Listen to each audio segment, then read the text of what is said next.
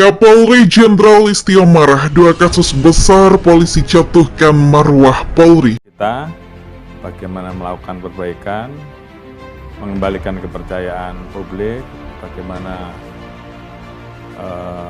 melakukan inovasi-inovasi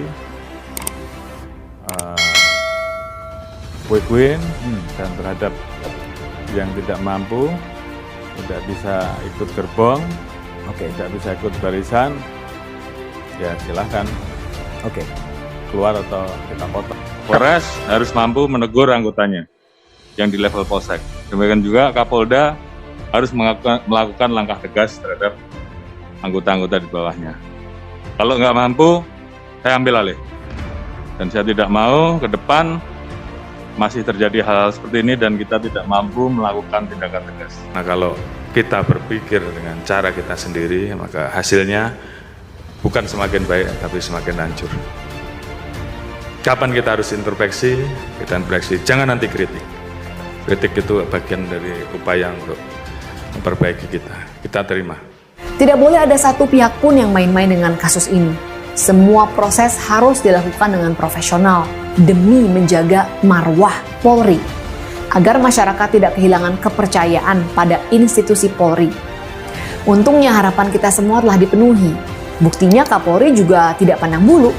Ada 31 orang yang dinyatakan melanggar kode etik atau pidana. Jumlah itu hasil dari pemeriksaan 56 orang. Puluhan orang telah dimutasi atau menjalani proses hukum. Nama-nama tersangka baru bermunculan, artinya tidak ada yang ditutup-tutupi dalam kasus ini.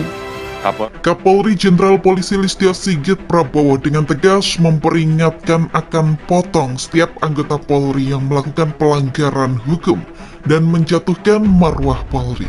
Beberapa waktu lalu, Jenderal Listio Sigit Prabowo mengatakan bakal melakukan potong kepala pada awal mencuat kasus kematian Yosua Huta Barat yang dilakukan oleh mantan Kadif Propam Polri Verdi Sambo. Jenderal Listio Sigit Prabowo kembali meminta jajarannya solid memperbaiki citra kepolisian.